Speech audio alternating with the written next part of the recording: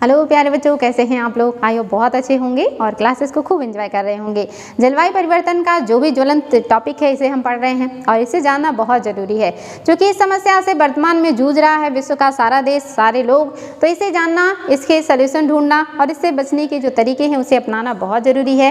तो हम जलवायु परिवर्तन में पहले 2 क्लासेस देख चुके हैं और दोनों क्लासेस बहुत इंपॉर्टेंट हैं आपके लिए। अभी हम देखने जा रहे हैं तीसरा क्लास और आज ये चैप्टर आपका हो जाएगा समाप्त। तो चलिए देखते हैं आपका क्या पॉइंट्स है जो बचा है। तो जलवायु परिवर्तन शमन के लिए रणनीतियाँ, थोड़ी बहुत चीज़ें हमने आपको बताई थी कि कौन कौन से जो तरीके हैं वो अपना करके हम जलवायु परिवर्तन से निपट सकते हैं।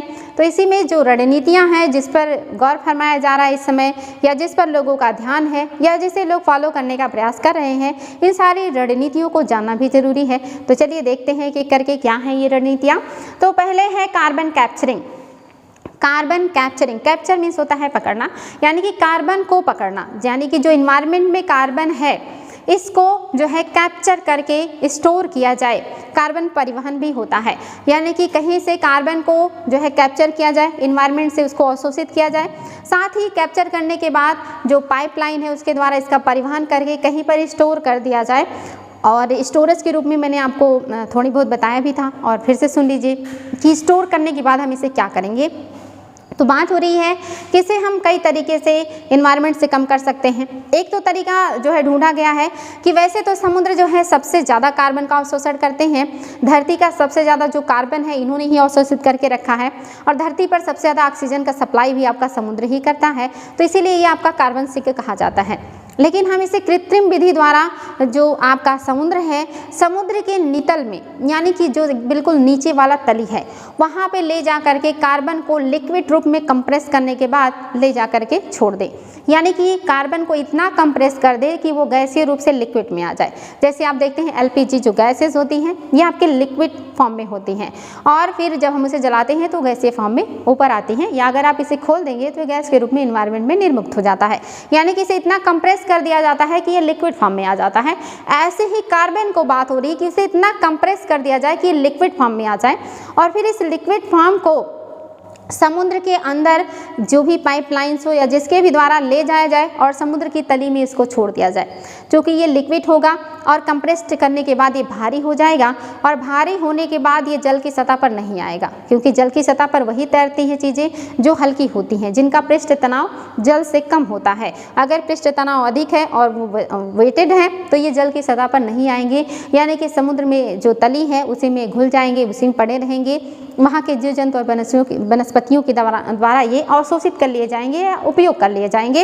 तो एक तरीका ये भी माना जा रहा है कि कार्बन को कैप्चर करके इन्वायरमेंट से समुद्र के नितल में भेज दिया जाए या डाल दिया जाए, जिससे कार्बन जो है नितल में ही पड़ा रहे। तो एक तरीका ये आपके लिए इम्पॉर्टेंट है, जान के रखिए। इसके अलावा कार्बन के प्राकृतिक सिंक कौन कौन से हैं? तो आपको पता है जो समुद्र है, वन है, मृदा है, ये तीनों क्या हैं? कार्बन के प्राकृतिक सिंक हैं। नेचुरल ये आपके अवशोषक हैं कार्बन के, जिसमें से समुद्र सबसे ज़्यादा कार्बन का अवशोषण करता है या कार्बन को सोखता है, इसीलिए इसे ब्लू सिंक कहते हैं। आपके पेड़ पौधे और वनस्पतियाँ ये दूसरे नंबर का स्थल पर सबसे ज़्यादा कार्बन को अवशोषित करते हैं और उसे भोजन के रूप में उपयोग में लाते हैं, या उनके जो बॉडी होती है उसमें कार्बन बड़ी मात्रा में जो है एब्जॉर्ब कर लिया जाता है। तो ये भी आपका दूसरा कार्बन सिंक है जो प्राकृतिक सिंक है। तीसरा आपका मृदा। मृदा के अंदर भी बहुत सारे जीव जंतु, वनस्पतियाँ, सूक्ष्म जीव पाए जाते हैं जो कार्बन को अवशोषित करते हैं और उसको मिट्टी के अंदर पकड़ के रखते हैं। तो ये आपका तीसरा कार्बन सिंक है। जो आपके पेड़ पौधे वनस्पतियाँ हैं इनके जड़ों में भी कार्बन पाया जाता है। तो याद रखें, जब हम वनोन्मूलन करते हैं तो पेड़ों के काटने से भी कार्बन का उत्सर्जन होता है, उनके जलाने से भी कार्बन का उत्सर्जन होता है। साथ ही हम कार्बन सिंक को समाप्त कर रहे हैं, हमें ये बात नहीं भूलना चाहिए। तो कार्बन का बड़ी मात्रा में रिलीजन होगा, बढ़ावा मिलेगा इन्वायरमेंट में अगर हम वनों को समाप्त कर रहे हैं। तो ये आपके प्राकृतिक सिंक हैं या प्राकृतिक जो है सोखने वाले हैं, जो कार्बन को सोखते हैं। आपका कृत्रिम सिंक कौन सा है? तो विघटित तेल भंडार और अखननीय खदान। विघटित तेल जो भंडार है इसका मतलब होता है कि वे तेल खदान जहाँ पर बड़े पैमाने पे तेल पाया जाता है, ऐसे खदानों को हम कम जो है डिस्टर्ब करें, उनसे तेल हम कम निकालें, बल्कि हम उसकी जगह पर जो हमारे स्वच्छ एनर्जी है, जो आपके दूसरे रिसोर्सेज हैं जिनसे हम अपनी ऊर्जा की पूर्ति कर सकते हैं, हम उनसे ऊर्जा का पूर्ति करें। ऐसे खदानों को हम ना डिस्टर्ब करें जिसमें तेल पाया जाता है, या कम उसका उपयोग करें, कम से कम उपयोग करें, इनको विघटित ना करें। ऐसे तेल खदानों को विघटित जो है कार्बन सिंक कहा जाता है, यानी कि उनके अंदर जो कार्बन एब्जॉर्ब है, जो कार्बन उनके अंदर पड़ा हुआ है, उसे हम बाहर निर्मुक्त ना करें एनवायरनमेंट में, इसको कहते हैं विघटित आपके जो तेल जो है खदान है। दूसरा है आपका अखननीय खदान।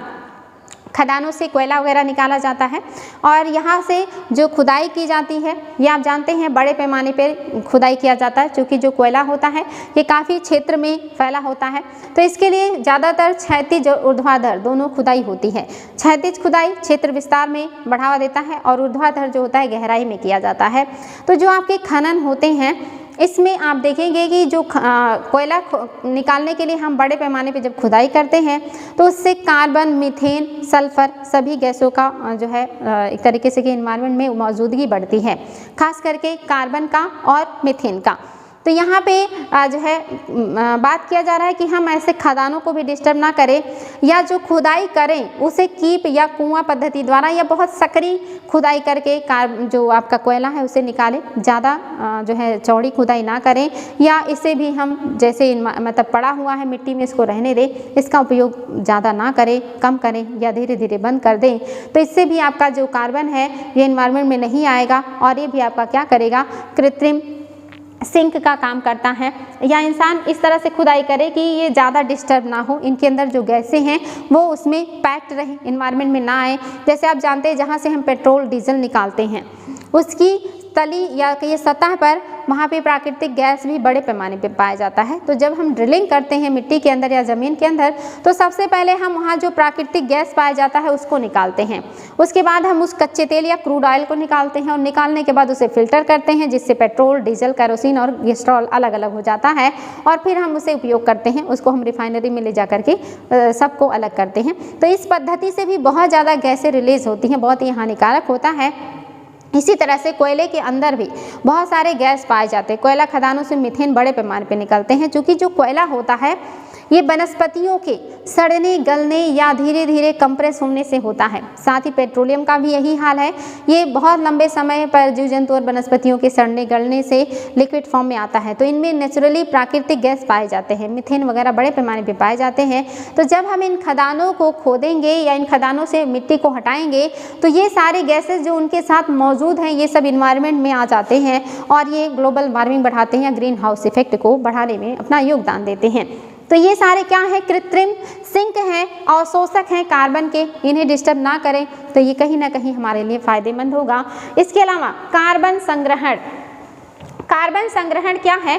कार्बन को भूमि के नीचे संग्रहित करना ही भूगर्भिक अधिग्रहण कहलाता है। इस हेतु उपयोग किए हुए तेल स्थल, जलीय चट्टानी परत एवं गहरे धरातल के अन्य चट्टानी रूपों का प्रयोग किया जाता है। कार्बन संग्रह मतलब कि इकट्ठा करके रखना। जैसे हम क्या करते हैं, बहुत सारे धन का संग्रह करते, संचय करते हैं ताकि जब हमें ज़रूरत पड़े तो हम उसका उपयोग कर सकें। यानी कि किसी भी चीज़ को बचा करके या इकट्ठा करके रखना ही संग्रहण कहलाता है।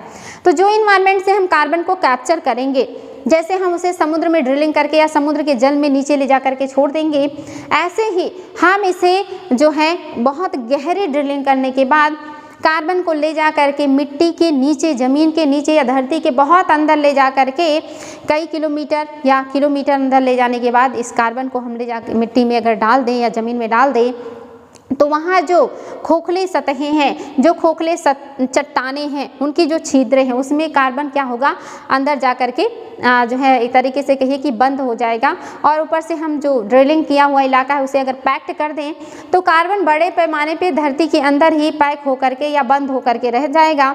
जैसे सदियों तक धरती के अंदर पेट्रोलियम, धरती के अंदर प्राकृतिक गैस, धरती के अंदर अन्य खनिज जो लवण है, कोयला है, ये पड़ा रहता है जब तक उसको ना निकालिए वो अंदर ही पड़ा रहता है। बिल्कुल ऐसे ही जो वैज्ञानिक हैं ये बात कर रहे हैं कि हम कार्बन को भी कैप्चर करके मिट्टी के अंदर बहुत गहराई में ले जा करके अगर इसको डाल दें, छोड़ दें, तो ये वहीं पे दब के पड़ा रह जाएगा, इन्वायरमेंट में नहीं आएगा और इस तरह से हमारे इन्वायरमेंट से कार्बन जो है ये कम हो जाएगा और जो ग्लोबल वार्मिंग का दर है, जो पृथ्वी के गर्म होने का दर है वो कम हो जाएगा। इसी को कहते हैं कार्बन संग्रहण। और ये संग्रह आपके समुद्र के अंदर भी हो सकता है और धरती के अंदर भी हो सकता है। दोनों तरीके मैंने आपको बता दिया है, ये याद रखेंगे कार्बन संग्रहण का तरीका है। कार्बन फर्टिलाइजेशन ये क्या है? CO2 को वायुमंडल में जाने से रोककर धरती के अंदर पहुंचाने की इस विधि को कार्बन निषेचन या फर्टिलाइजेशन कहते हैं, जो हरित गृह गैसों के उत्सर्जन में कमी लाने के साथ ही कृषि के लिए महत्वपूर्ण साबित हो सकते हैं, जो पौधों की वृद्धि में सहायक होते हैं। यानी कि जो कार्बन है इसे इन्वायरमेंट में ना जाने दिया जाए। और ये कैसे होगा? तो ज़्यादा से ज़्यादा जो वनस्पतियाँ हैं, जो फसल हैं, जो पादप हैं, इनको लगाया जाए और इनको मिट्टी में कार्बन को डाल दिया जाए ताकि जो वनस्पतियाँ हैं इनको आसानी से कार्बन मिट्टी में ही मिल जाए और कार्बन उपयोग होता रहे जीव जंतुओं और वनस्पतियों के द्वारा, ये इन्वायरमेंट में ना जा पाए और मिट्टी के अंदर या जीव जंतुओं के और जो सूक्ष्म जीव हैं उनके अंदर, साथ ही जो वनस्पतियाँ हैं इनके जड़ों में, मिट्टी के अंदर ये बधा रह जाए और ये मदद करे वनस्पतियों के ग्रोथिंग में। इसको कहते हैं कार्बन फर्टिलाइजेशन, यानी कि उनका मिट्टी की उर्वरता बढ़ा दे जो कार्बन है, इसी को कार्बन फर्टिलाइजेशन कहते हैं। और ये कैसे होगा? तो इसको मिट्टी में प्रवेश कराया जाए, मिट्टी में घोला जाए या मिट्टी में इसकी उपलब्धता बढ़ाई जाए, जिसको वनस्पतियाँ, जीव जंतु अपने अंदर एब्जॉर्ब करें और मिट्टी इनको पकड़ के रखे। चूँकि आपकी मिट्टी भी कार्बन सिंक है, आपने देखा प्राकृतिक कार्बन सिंक है, तो ये भी क्या होगा? हमारे लिए फायदेमंद होगा। इसी को कहा जाता है कार्बन फर्टिलाइजेशन, यानी कि पौधों की वृद्धि में जो सहायक हो, जो कृषि के लिए महत्वपूर्ण साबित होगा और ये मिट्टी के अंदर भी दबके रह जाएगा। इसके अलावा कार्बन अधिग्रहण हेतु CCS के अलावा अन्य प्रौद्योगिकी, अन्य कौन से प्रौद्योगिकी है जिसके द्वारा हम कार्बन को अवशोषित कर सकते हैं या इसको रोक सकते हैं या इसको एब्जॉर्ब कर सकते हैं? तो मैंने बात किया ही आपसे ग्रीन कार्बन का और ब्लू कार्बन का। ग्रीन कार्बन मतलब जो स्थल पर जितने भी वनस्पतियाँ हैं, जो भी पादप हैं, इनके द्वारा जो कार्बन का अवशोषण बड़े पैमाने पे किया जाता है, यही आपका ग्रीन कार्बन सिंक है।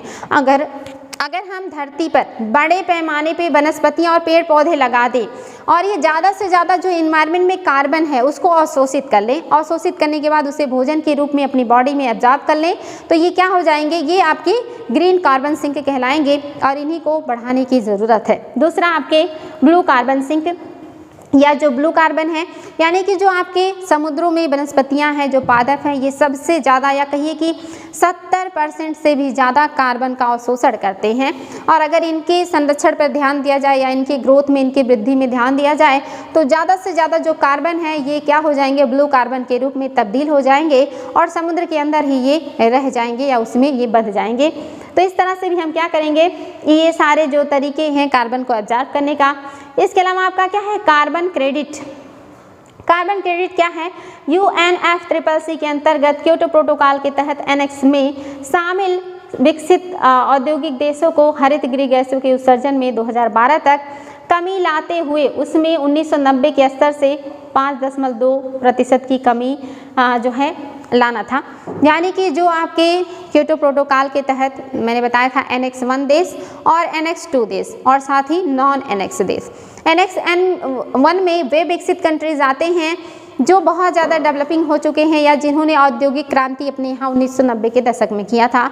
उनके ऊपर जिम्मेदारी दी गई है कि 2012 तक आप लोग क्या करेंगे? कार्बन उत्सर्जन का जो दर है उसे कितना % घटा देंगे?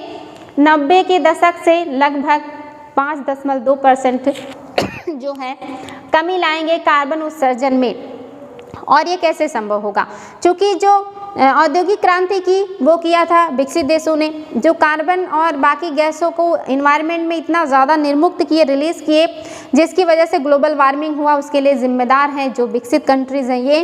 तो इसी वजह से जो नियम कानून बनाया गया क्योटो प्रोटोकॉल में, ये एनेक्स 1 देशों के ऊपर ज़्यादा लागू किया गया है या इन्हीं से कहा गया है कि आप कार्बन उत्सर्जन दर को घटाएंगे और इसके लिए आप क्या क्या कर सकते हैं। और इसमें लक्ष्य भी रखा गया कि 2012 तक 5.2% का जो कार्बन उत्सर्जन दर है इसे घटाना है और ये जिम्मेदारी विकसित कंट्रीज़ को दिया गया है। और यहाँ पर इन्हें 3 प्रकार से या 3 ऑप्शन दिए गए हैं कि आप इनमें से 3 जो तरीके हैं इसका उपयोग करें और उपयोग करने के बाद कार्बन का जो उत्सर्जन दर है उसे घटाएं। जिसमें आपका पहला तरीका क्या है, अंतर्राष्ट्रीय उत्सर्जन व्यापार। याद रखिए बच्चों, ये तीनों तरीके विकसित कंट्रीज के लिए है, ये तीनों तरीके उन्हीं के ऊपर अप्लाई होंगे।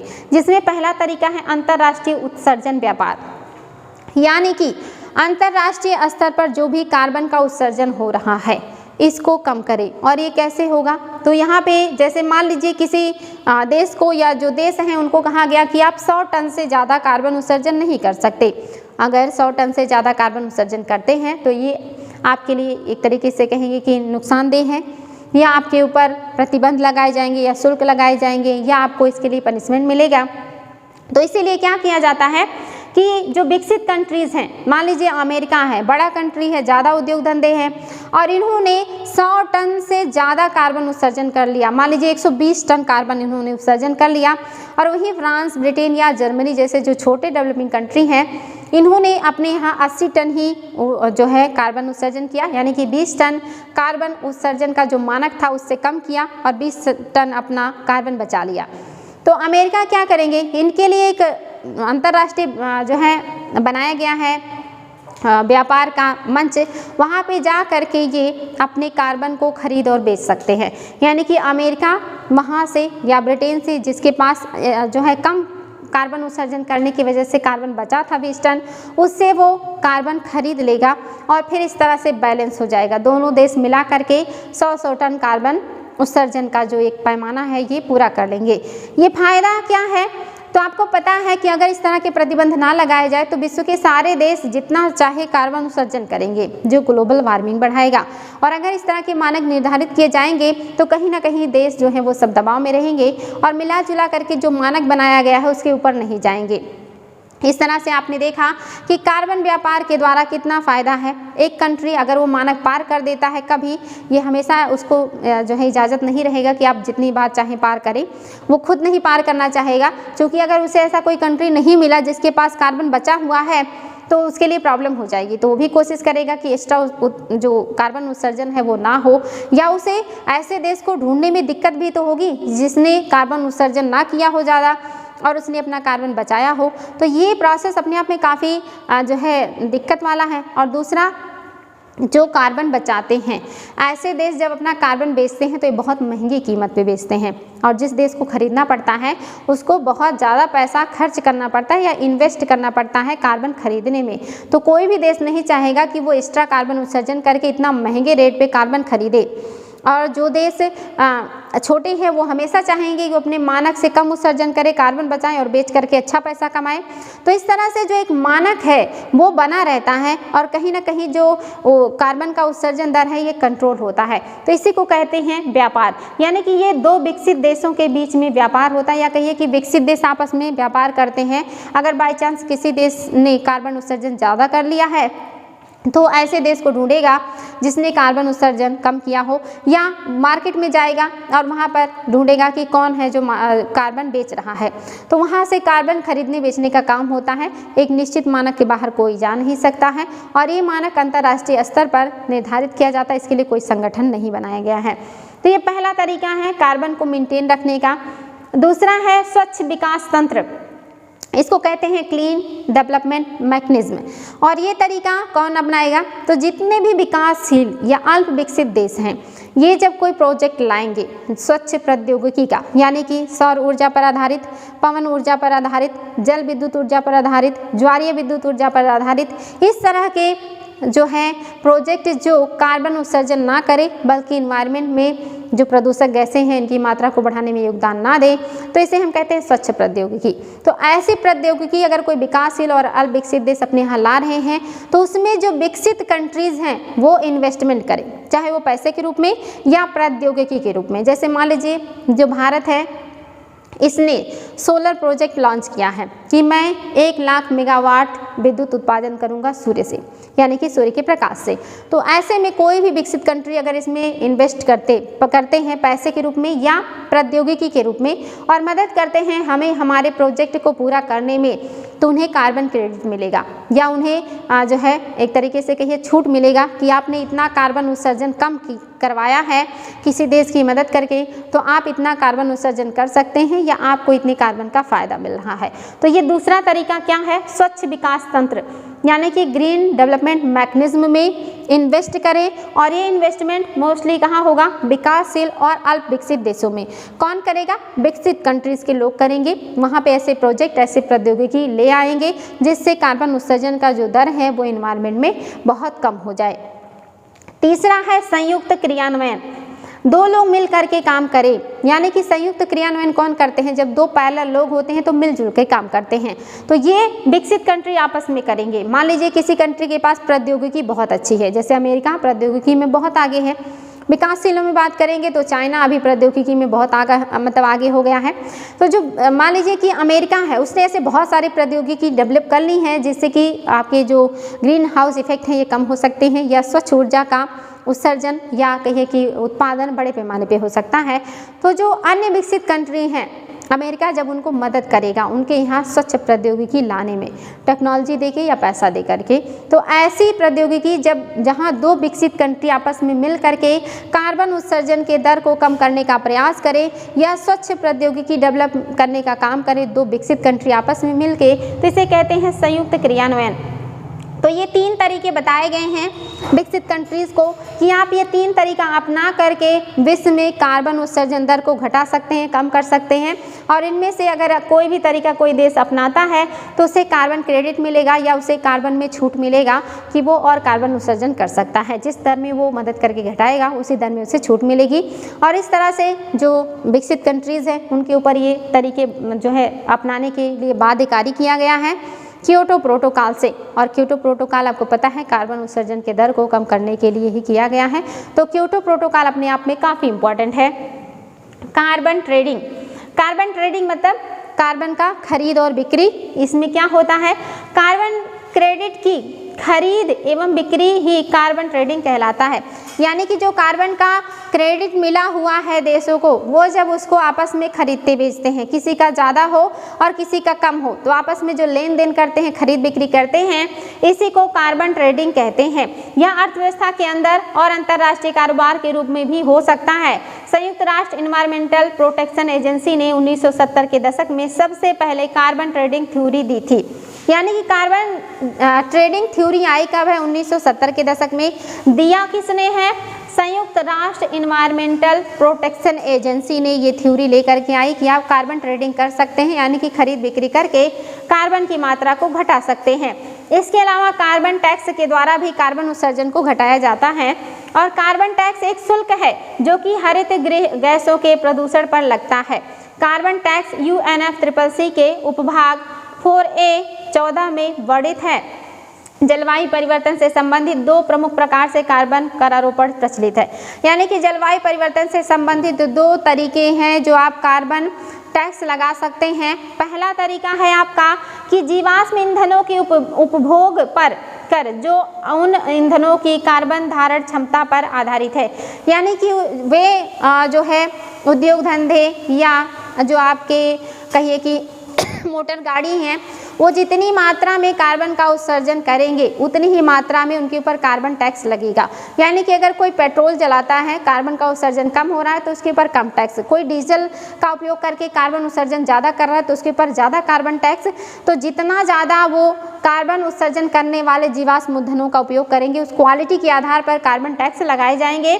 तो ये इंपॉर्टेंट है बच्चों, ये ध्यान देंगे कि जीवाश्म ईंधनों के उपभोग पर कर, लेकिन कैसे, जो उन ईंधनों की कार्बन धारण क्षमता पर आधारित होगा उसी के आधार पर कार्बन टैक्स लगेगा। दूसरा, उत्पादन प्रक्रिया के दौरान CO2 उत्सर्जन पर कर। यानी कि अगर कोई चीज़ का आप उत्पादन कर रहे हैं, बना रहे हैं, निर्माण कर रहे हैं, तो उस दरमियान जो कार्बन उत्सर्जन होगा वो क्या होगा, उस पर भी कार्बन टैक्स लगेगा। जैसे सीमेंट उत्पादन में और स्टील के क्षेत्रों में जो भी उद्योग धंधे लगाए जाते हैं, इनके उत्पादन में, अगर सीमेंट उत्पादन में और स्टील क्षेत्रों के उत्पादन में जो भी कार्बन उत्सर्जन हो रहा है उद्योग धंधों के द्वारा, उस पर भी कार्बन टैक्स लगाया जाता है, यानी कि उद्योगों के ऊपर भी लगाया जाएगा अगर वो कार्बन उत्सर्जन कर रहे हैं ज़्यादा मात्रा में या जैसे भी उनकी क्वांटिटी है। और दूसरा उन वाहनों पर या उन चीज़ों पर लगाया जाएगा जो जितनी ज़्यादा कार्बन उत्सर्जन का दर रखते हैं। तो ये है कार्बन टैक्स जो वर्तमान में लगाया जा रहा है बहुत सारे विकसित कंट्रीज़ के द्वारा या जागरूक कंट्रीज़ के द्वारा। तो आई होप बच्चों समझ में आया होगा, बहुत सारे इंपॉर्टेंट पॉइंट हैं, इसको बार बार रिविजन कीजिएगा, आप लोगों के लिए बहुत हेल्पफुल होगा। आज के लिए इतना ही, फिर मिलेंगे नेक्स्ट टॉपिक के साथ। Thank you so much.